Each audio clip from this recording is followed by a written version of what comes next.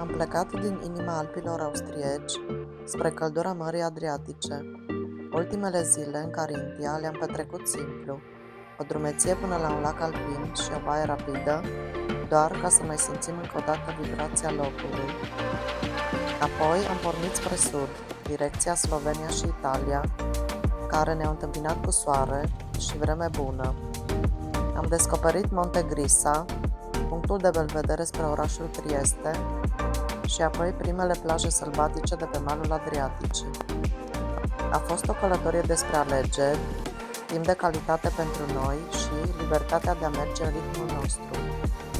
Fără grabă, fără scenariu, doar noi, drumul și tot ce a venit pe parcurs.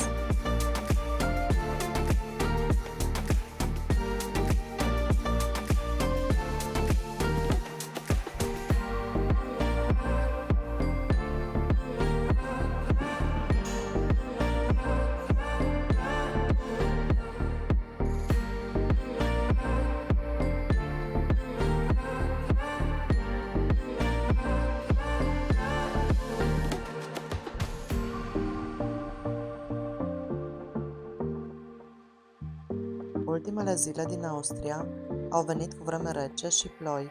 La final de august, norii s-au strâns peste munții Alpi, iar noi am simțit că e timpul să ne continuăm călătoria spre sud, spre căldură. Așa că am decis să ne îndreptăm spre Marea Adriatică. Dar, înainte de drum, am vrut să mai gustăm puțin din Carintia. Am făcut o ultimă drumeție scurtă la un lac de munte, aflat la 1400 de metri altitudine, foarte aproape de locul nostru de cazare, Platnițer, un lac cu nuferi. Nuferii aceștia sfidează altitudinea și logica. Cum e posibil ca atâta fragilitate să supraviețuiască la o asemenea înălțime? Ne minunăm și simțim că e un rămas bun frumos. Nici o zi fără aventură, așa-i? Seara ne-am uitat, avem aici la 15 minute de cazare, lacul ăsta, 1400 de metri altitudine. Am zis hai să explorăm, că azi am avut o zi mai scurtă și muncit un pic.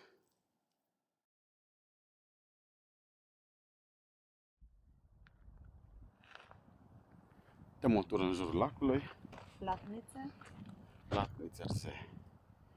Și dacă ne lasă vremea, poate mai mergem și la telescaun.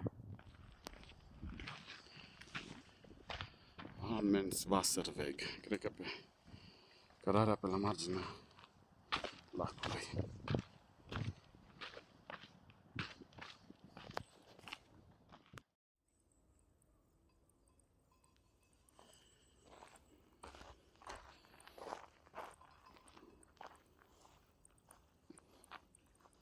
Am avut soare.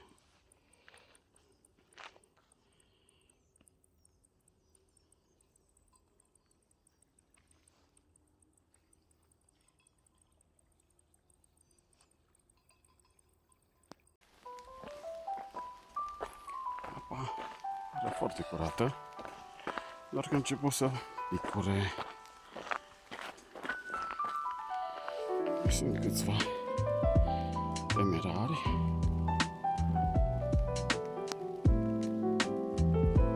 Fischen und Baden verboten. Pescuitul și scăldatul interzis.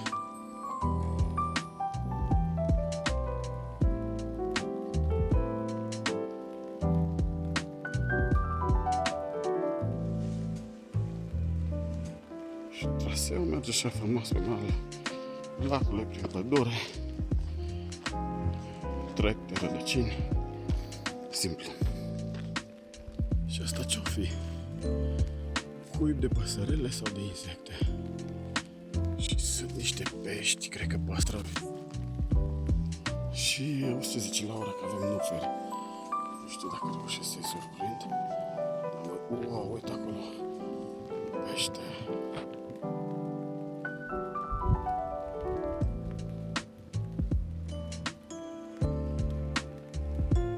Sigur sunt păstrăvi ăștia.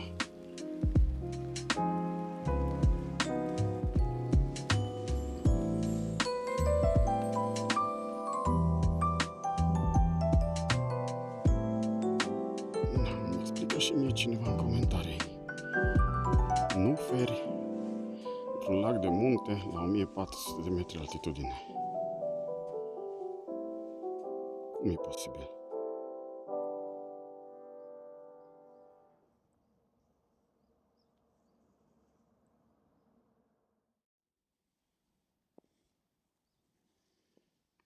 Ce zici? Cu ochiul liber se vede mai frumos și dacă era și soare, Asta e, cu vremea nu te pui.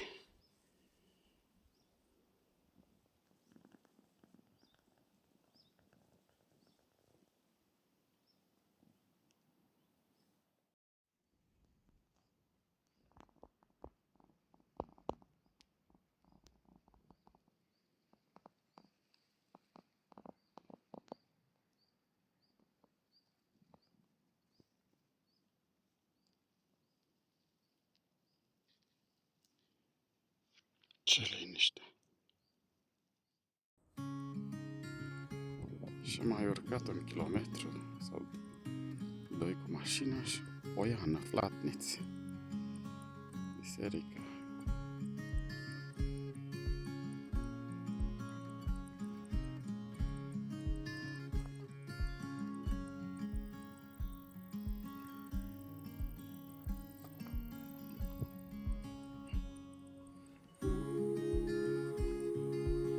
Șezătoare pentru relaxare. Le găsești peste tot în Austria.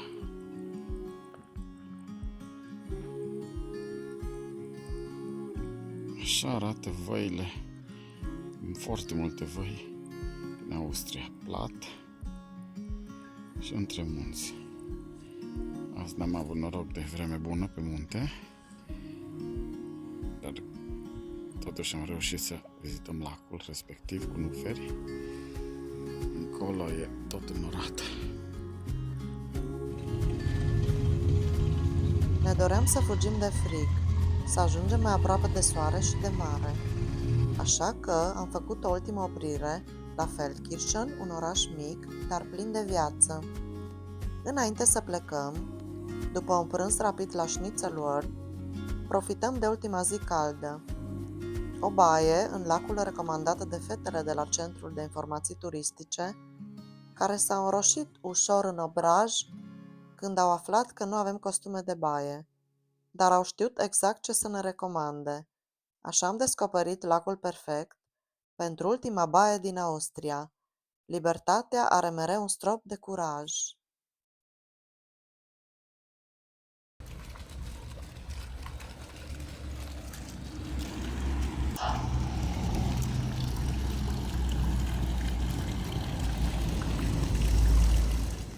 Der andere? Ganz gut, logisch, nicht vor.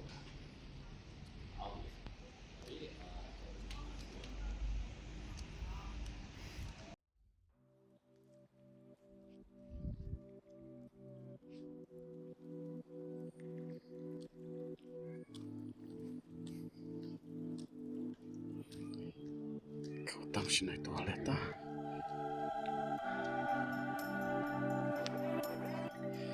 Și da, dacă stați în cazări în Carintia și oamenii vă oferă cardul Carnten, e foarte util.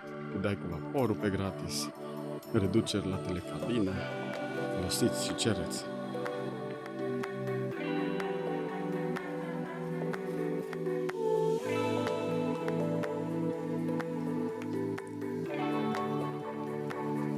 Lângă Palatul Culturii, toaletă publică. Gratuit, frumos.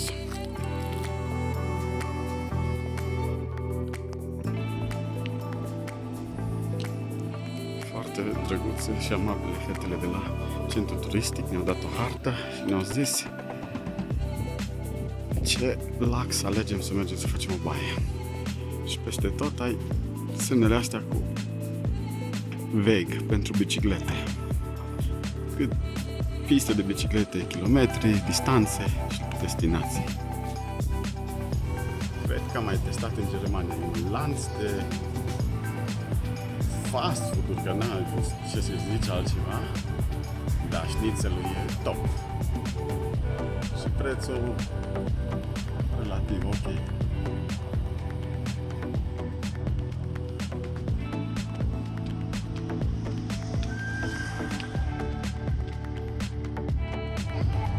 Îl facem proaspăt.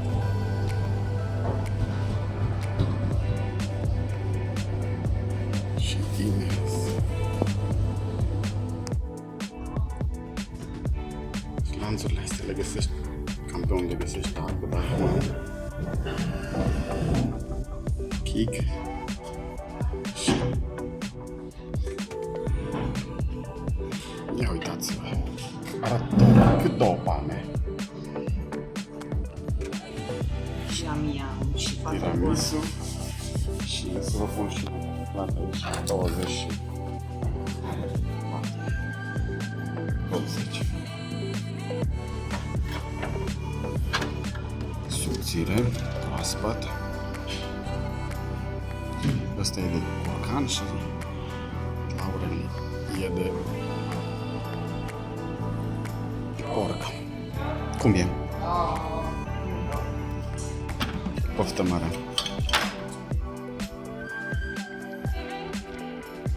Unde faci baie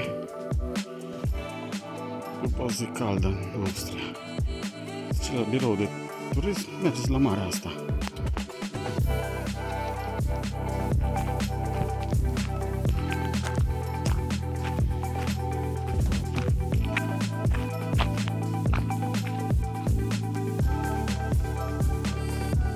Da, da.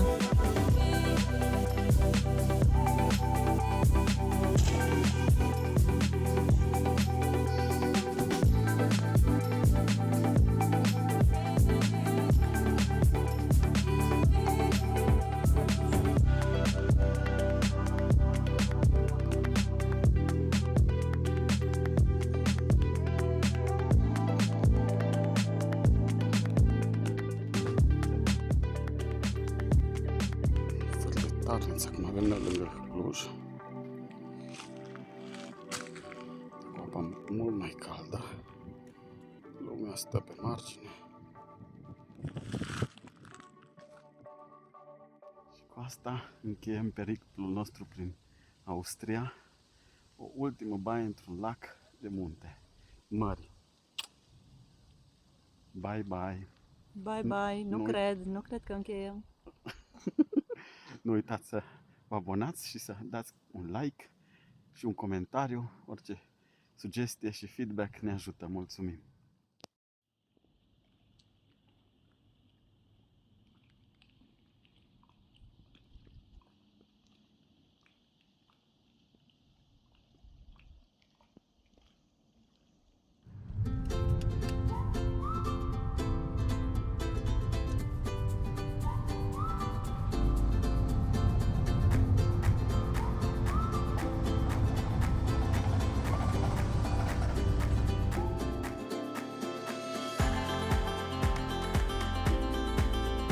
În ziua următoare am pornit spre sud, am trecut pentru scurt timp prin Italia, apoi am intrat în Slovenia.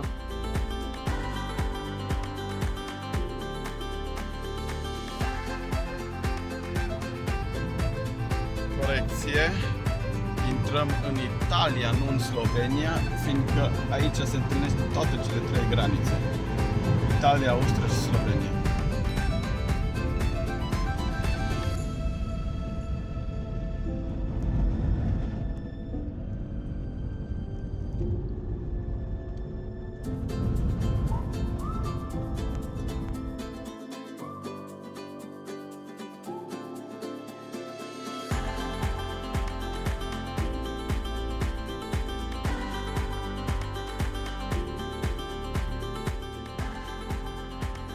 Nu știi că ai ajuns în Italia și declină responsabilitatea pentru furturile din mașinile parcate.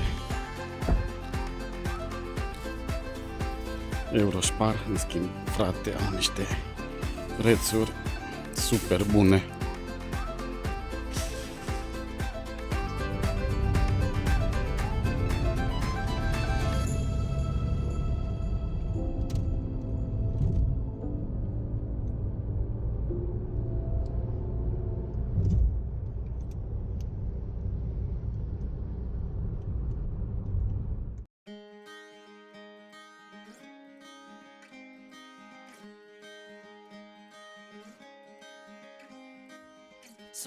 Ce fac trevelicuricii când nu vor să plătească 100 de euro pe cazare în Trieste? Ha? Ne cazăm la țară, în Slovenia. Și dacă ești dispus să mergi o jumătate de oră cu mașina, uite ce primești la 70 de euro, cu taxe de turism. Un mic studio, pat, curat, frumos.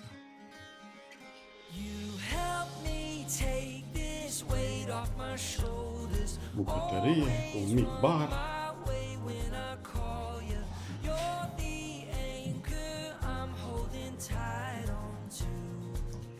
Atenție la detalii.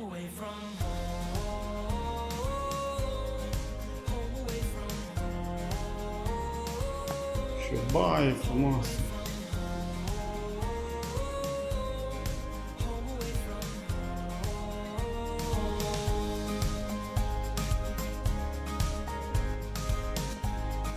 Frigider, o baie faină.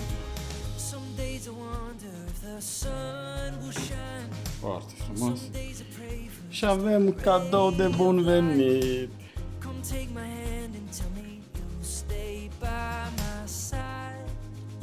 Și aici e zona viticolă și ne-au lăsat o mică șampanie, doar că noi am luat și spumant de fior de arancia din Italia. Am gătit paste cu sos roșu, am luat la pachet un desert sloven autentic și am sărbătorit seara cu desert și vin spumant rece. Uneori, cele mai frumoase seri nu sunt în restaurante, ci acolo, la țară, unde e liniște și din bucătărie vine un miros apetisant. Poate că nu trebuie să știm mereu încotro mergem. Important e drumul și oamenii care îl fac mai frumos. Am să vă dau mai târziu rețeta mea de cremeș. Este făcută, știi? Cremeș din Slovenia. Cel mai bun spumant din Italia. Fior d'arancio. Nu se simte gustul de făină. În crema asta e, nu știu, foarte frumoasă și bună. Și nu exagerat de dulce. Când am gustat prima dată cremeș, 2 sau 3 ani, bled. da, lângă lacul Bled. Aici a fost inventat cremeșul și aici îl fac și cel mai Nu bun. se compară. Cremeșul de la noi e...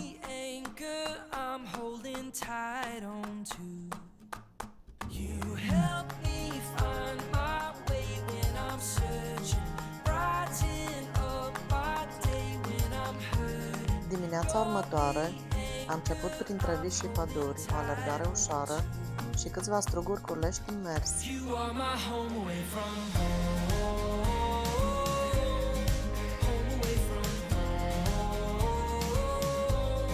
Planet sălbatic. Sunt și înghiveci, dar că sunt mai mari un pic florile. Și ce ne-am apucat noi dimineața asta? Dăm o tură prin sălbăticie. Ceva traseu de plimbare. Și deja e tipic ca la Adriatica. Ziduri de piatră. Că trebuie să fug. În stânga.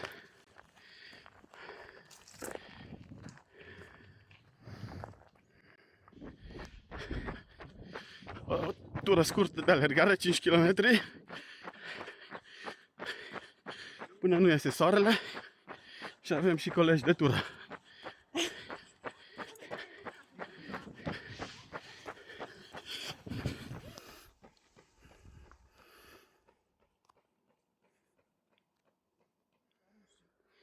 Umezeală de la ploaie, un pic cald, deși cred că sunt mai vreo 24 de grade, dar se simte parcă e mai cald.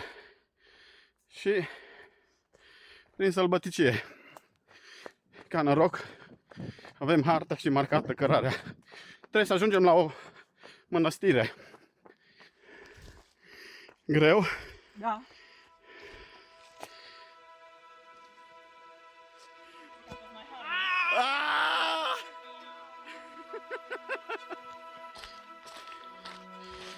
Când obosim, mai luam și la pas. Frumos, pe marginea viilor, biserica din sat. Asta e mănăstirea la care trebuia să ajungem. Satul Comen. Emilia și Laura. Oamenii vin să ducă în omagiu celor vechi, trecuți la neființă, în mănăstire. Luăm și noi apă.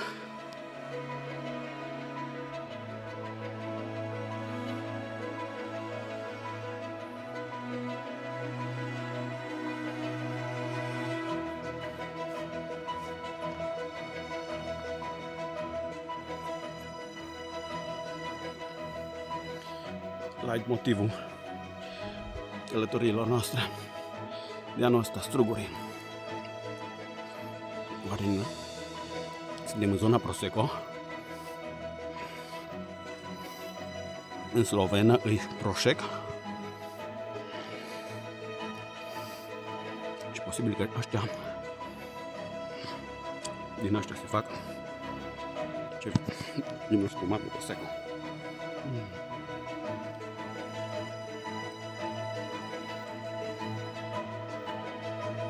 Zicea domnul că nu e potabilă apa, îmi pare rău. Slovenia trebuie să mă hidrateze.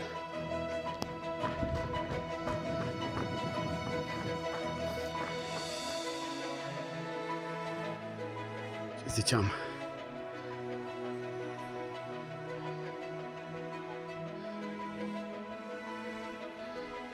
Grădini îngrijite, curți, seamănă cu merele. Dar frunza e diferită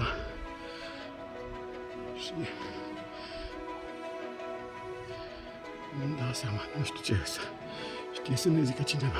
Dacă veniți la final de august, început de septembrie, în zona Adriaticii, ăsta e soiul de smochine, cum a plouat, da. Dacă ele cad așa pe un loc și se uscă la soare, sunt exact ce luați voi din comerț. Super bune. Țin minte că într-un an am strâns vreun kilogram.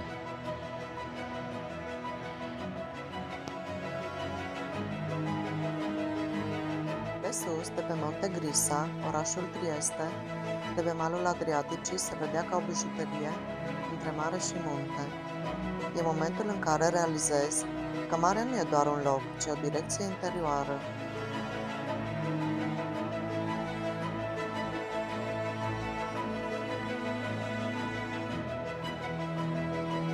Noroc cu Laura, că ea totdeauna studiază înainte. Monte Grisa, sanctuariu de pelerinaj pentru catolici. În schimb, are super priveliște spre Trieste.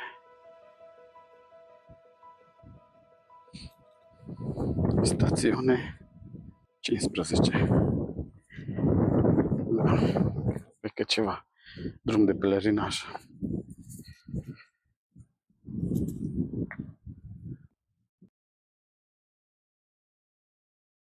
Povestea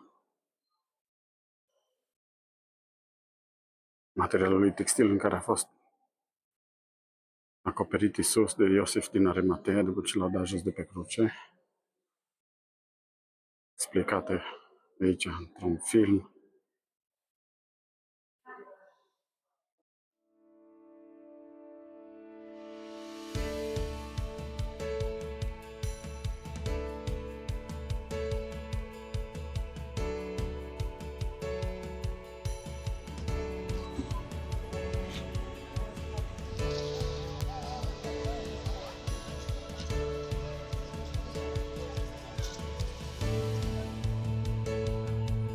Castelul San Just.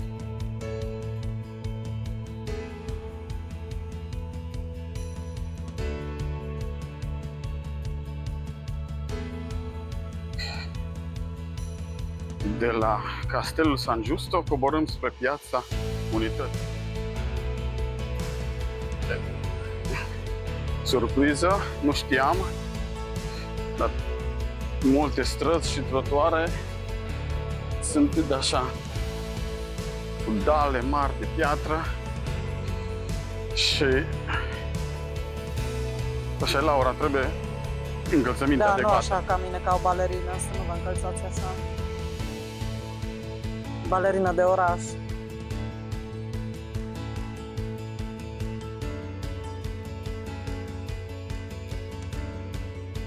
Pe drumul ăsta am riscat și am urcat și eu și am găsit un loc de parcare miraculos. E problematică treaba cu parcarea pe aici. Biserica Santa Maria Maggiore.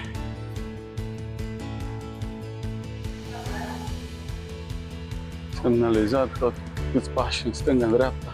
Teatrul Roman. Hai să vedem.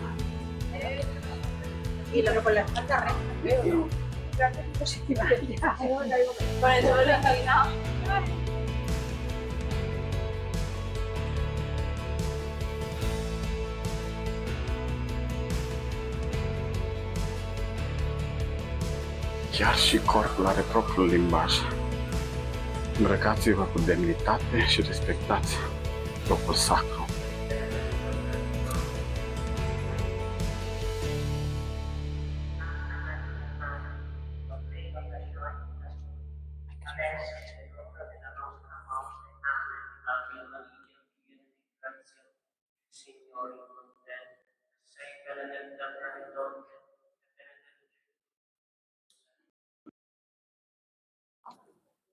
Itinerariu într-o singură zi.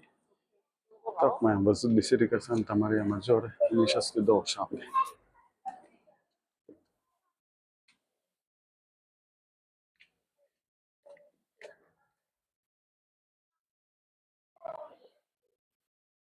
Multe căiari drăguți.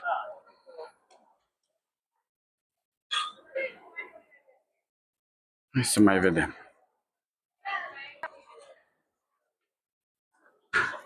Asta arată bine.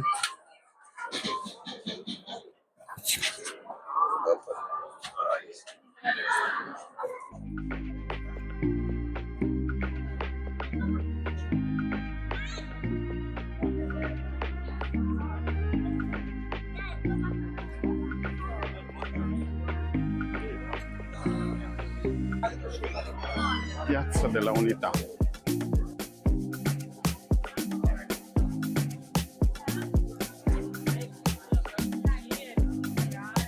Din păcate am prins și blocul plutitor, care de obicei aduce mulți turiști, pare din Olanda. La vaporul de croazieră ne referim.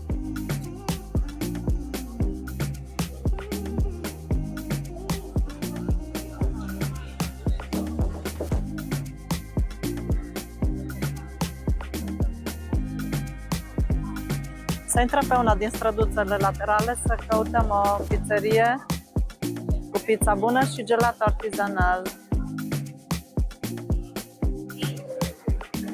Acolo sus pe deal, locul unde am fost mai devreme, Monte Grisa.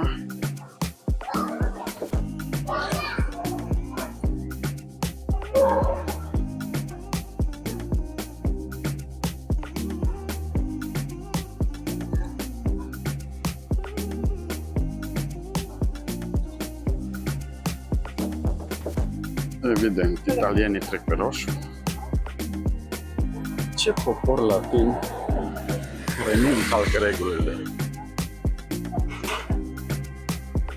Și cu mașina te calcă pe trecerea de pieton.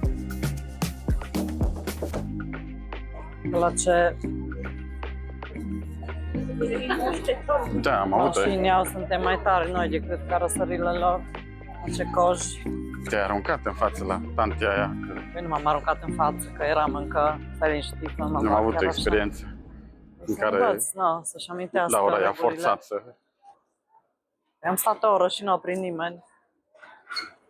se oprească la trecerea de pietoni. Cât tu pe să ai, să zici la propriul tău magazin catastrofa. Second Life Store.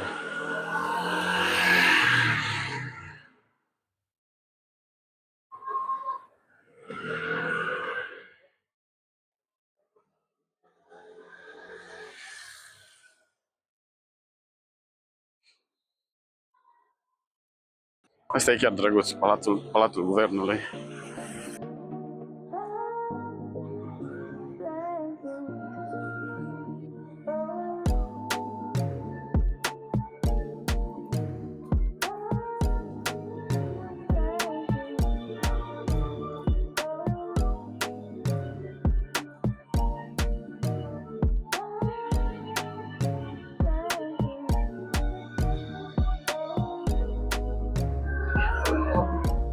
Tipicamente Triestino. Am văzut semnul ăsta cu lancia și acolo sus, la calea pelerinilor. Nu știu semnificația în schimb. Trieste.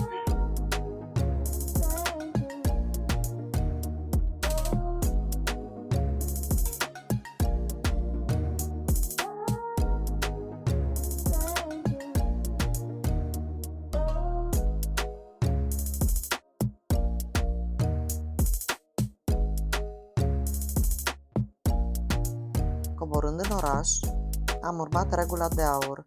Unde sunt localnicii, acolo e înghețata artizanală cea mai bună. Thank you, enjoy. Grație.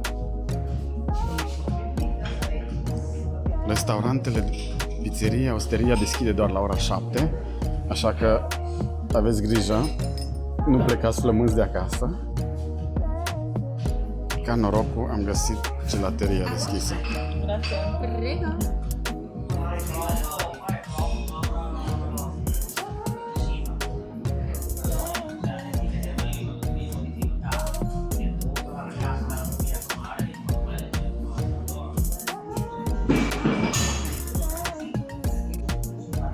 Gustul? E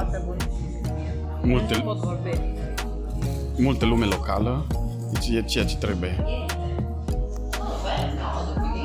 Fistic. Chiar are gust de fistic.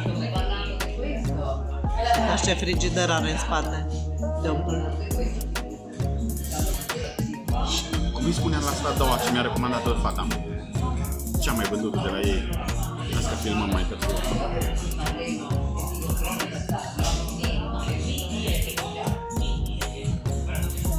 Nimic nu se compară cu gelato în Italia.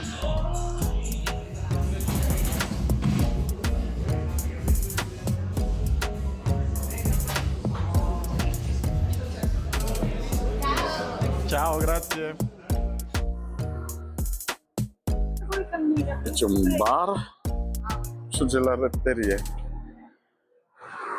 Io l'hai visto? Zi, cât ne-au costat? Due gusti, Două gusturi €4,50. de persoană. Da. Și să pun și fotografia cu chitanța. 9 euro, în cupă, înghețată multă. Și ați văzut cum arată în interior.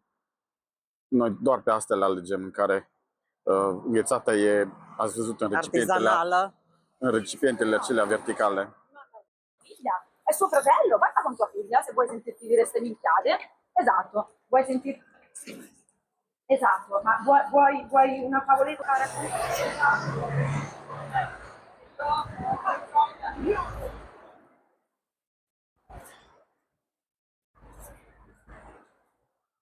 Un pic încolo.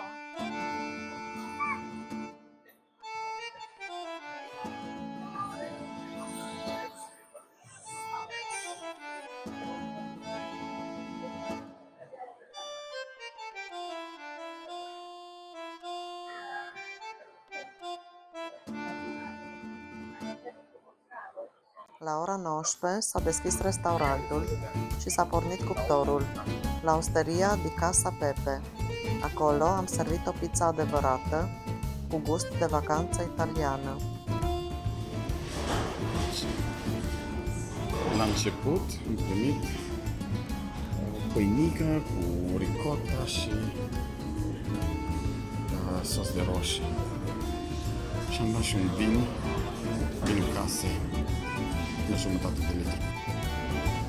Mulțumim ChatGPT și Laura pentru recomandare. E Casa Pepe. osteria. Și bine că am făcut rezervare.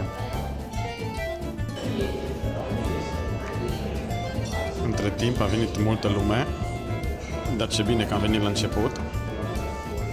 Foarte gustoasă, e altceva pizza în Italia. Pur și simplu, e altceva. Așa-i? Laura mai luptă aici cu bucată.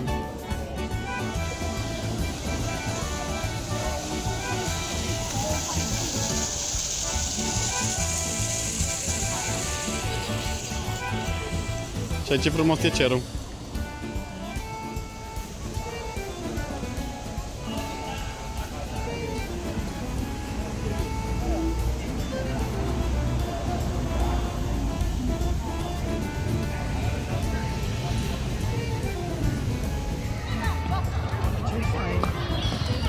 A făcut la copii teren de basket.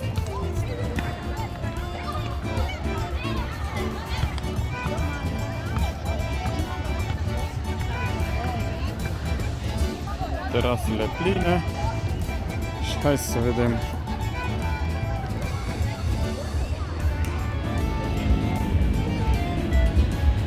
Canal Grande.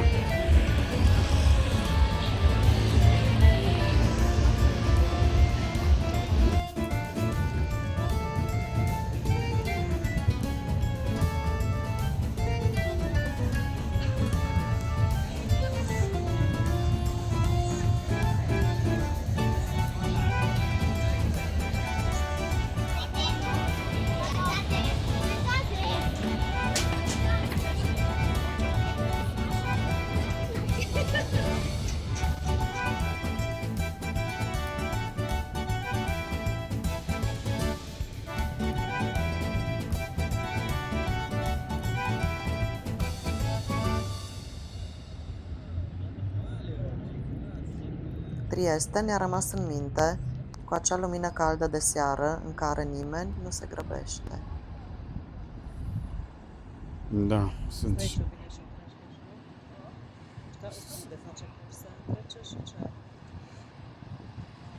Sunt porturi pe aici, fiecare sat.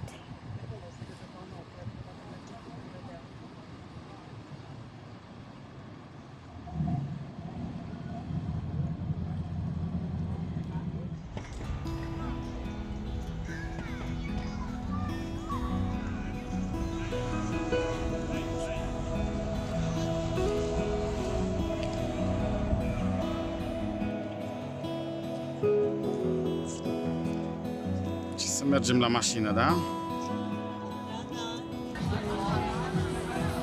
Lumea așteaptă loc la bar.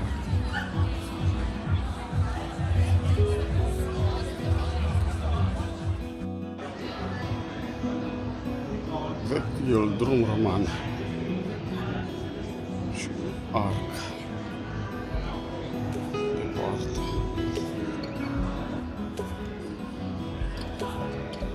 Ce fain l-au lăsat în clădire parte.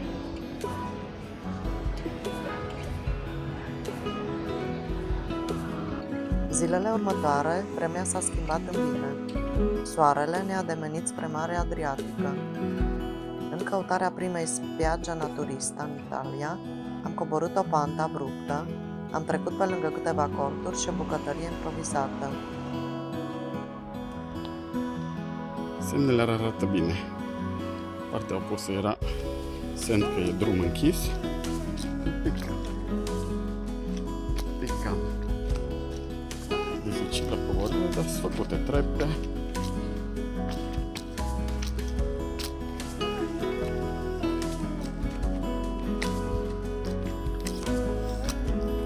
Vorba lui Laura, sper că nu trebuie să ne cățărăm pe stânci.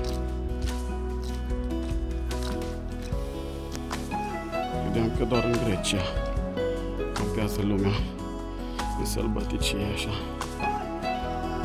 Este și aici.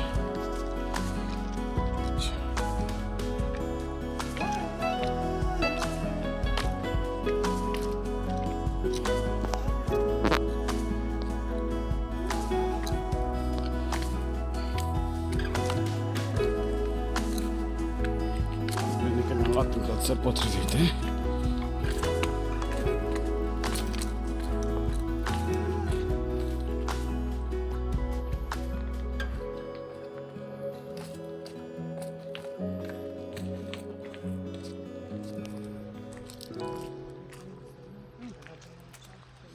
Da, așa cred. Da, lumea își face curent, fotovoltaice.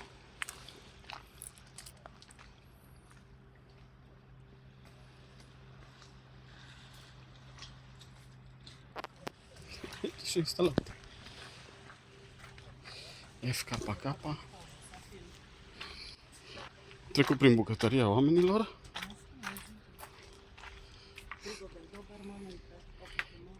Frigiderul lui Doberman. Toată lumea aici. Încă nu știm unde am ajuns. La vedem imediat. Bărci, caiaci. Plaja era plină, dar am găsit un loc numai bun pentru o baie scurtă. Am lăsat frigul și ploile în munți și acum căutăm libertatea în valurile mării.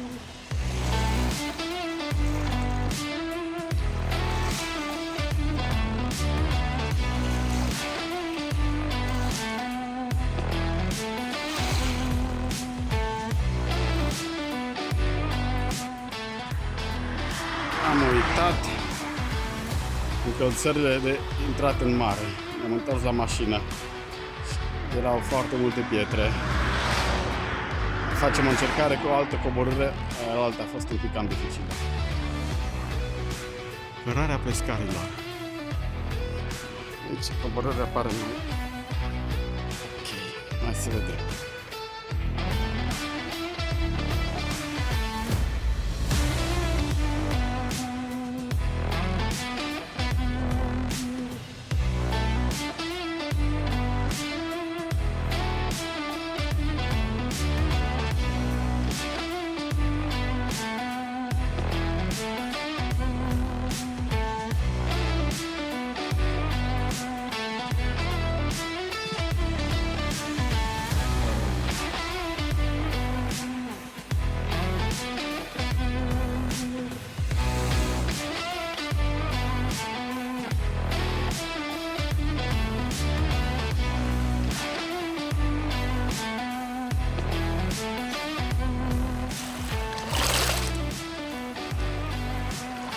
Noaptea după ora 3.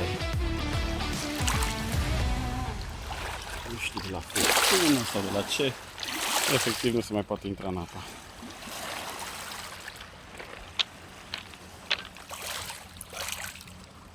Ne retragem. Călătoria continuă, cu fiecare pas, fiecare loc și fiecare zâmbet pe care ni lasă drumul. Mulțumim că ai fost alături de noi în această etapă din călătoria noastră. Dă-ne un like, abonează-te dacă n-ai făcut-o deja și spune-ne în comentarii care a fost momentul tău preferat. Până la următoarea aventură, rămâi liber, curios și aventuros. Urmează peninsula Istria și o nouă poveste din campingul Nudist Solaris și alte locuri frumoase din zonă.